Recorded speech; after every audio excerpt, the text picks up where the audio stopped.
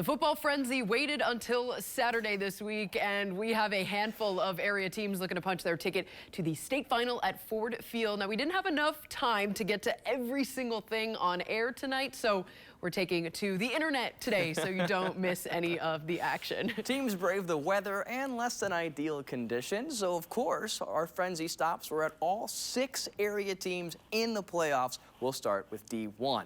Caledonia breezed past their regional for Grand Ledge. Want the same result against Clarkston. In the first half, it looked that way. Cal's up 7-0. Blake Heron gets the handoff and turns it into 28 yards and a touchdown. It's 14-0 as we go into the half. It's more of the same as we go to half 2. Watch Mason McKenzie just drop this in the hands of Derek Pennington II. 21-0 after that toss. Defense then came to seal it. Brock Townsend puts a bow on this one. The Scots walk their way to Detroit. Final score 21-0.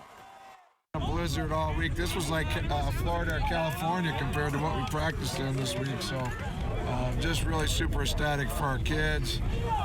Going to Ford Field, smallest school in Division I, Caledonia, heading to Ford Field. How about that? We come out here and we beat everyone that doubts us. I mean, we're out here just proving everyone wrong. I mean, we're the smallest school, just moved up to Division I, and we're going to Ford Field. It's amazing. I mean, there's just nothing better than it, honestly. On to Forest Hill Central against Dexter. If the Rangers can beat Dexter, it'll be their first time at state since 1994. Now, the Rangers take this one to double OT. They need a touchdown to win it. Mason McDonald will hand it off to JT Hartman, gets the Rangers yards away from the win. And on third down, McDonald will keep it. Dives for it into the big pile. Did he get it into the end zone? The line judge says yes, and Forest Hill Central is celebrating in the best way possible when it comes to a snow game, doing a little bit of snow surfing. It looks like maybe some snow angels, but the Rangers are moving on after a 20-17 win in double overtime to advance to the state championship. Now, Muskegon wants back in Detroit for the first time in 3 years. DeWitt beat them in the semis back in 2020, and the Big Reds are already up 2 scores heading into the second quarter. Mackay Guy is going to call his own number, skips his way into the end zone. The 2-point conversion is good. Muskegon extends its lead to 21. Moments later, Muskegon with the ball back after a fumble recovery. It's Mackay Guy again.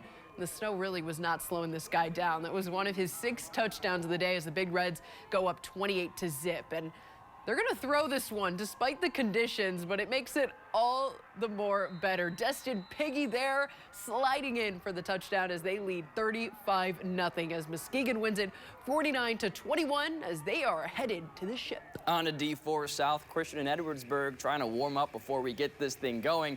Didn't need any more help, though. It's the first play of the game, and talk about white hot. Jake DeHaan, quarterback keeps, and he weaves his way through traffic. 50-yard touchdown run. 1 play later, Sailors find themselves up by 7. Go on to the second quarter now. Wind at their back. DeHaan will drop back. The play action will work, and he'll fire one to Seth Ritzma. He hangs on, a tough catch there. It's 14-0 Sailors. Third quarter, though, the Yetis start fighting back. Hand off to Brendan Seabolt. He will make this a 1-score game as suddenly we're getting a little close after the 2-point conversion. But in the fourth quarter, they put it away in the air. DeHaan with a deep connection to Carson Viz. He makes the catch. That would help them punch their ticket to Ford Field and be the game winner. The Sailors hold on 26-20. And for head coach Danny Brown, getting to his alma mater to a state championship means so much after doing the same thing as a player a few years ago. Unbelievable. I said it last week. I don't think when you're playing, it's what you do. But to see what it actually takes to get there when you become a coach, all the effort, the off season, just the bumps and bruises along the way, kids stepping up, different kids every week. It's awesome. It's obviously very fulfilling as a coach to be a part of this. Now, Catholic Central's been hard to beat in the playoffs. GLADWIN wants to change that, and it'd be a strong start, for GLADWIN. Logan Kakatovic with the keeper for the score here on a 4th and goal, makes it 22-7 Flying G's. But the Cougars answer with a big score on defense before the half. Isaac Redeemer with the scoop and score, makes it 22-14. But in the fourth quarter, Cougars find themselves down 28-14. Still a chance to make things happen. Braden Sweeney rolls out, throws a jump ball to Sam Titema for the score. It'll be 28-21. Gladwin still in the lead. Now the Cougars get the ball back again. Still a chance for them to win it, driving with one last chance. But it's Nick Wheeler that denies them. Interception there to seal the victory for Gladwin.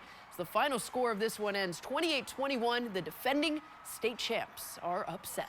Our last high school stop, the D6, West Catholic taking on Clinton, tied at 0, but Tim Kloska is running angry. Make that running furious. Whatever it is, it takes an entire defense to try to keep him from the end zone. It doesn't work. First touchdown lands for West Catholic, 6-0 after a missed PAT. Later in the second, Kloska again. This time, not as much contact, a whole lot more cardio, though. He goes 85 yards up the sideline. Another touchdown for the Falcons. PAT, though, no good, so they're up 12-0. Later in the third, I'll give you a wild guess of who takes this one to the end zone.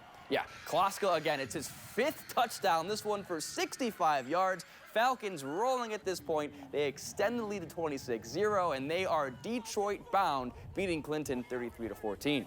And in 8-man football, it was pure domination from Martin High School. They beat Merrill 74-24 up in Marquette, Michigan today. It is the first state title for the program since 1987. Congrats there to the Clippers. Now,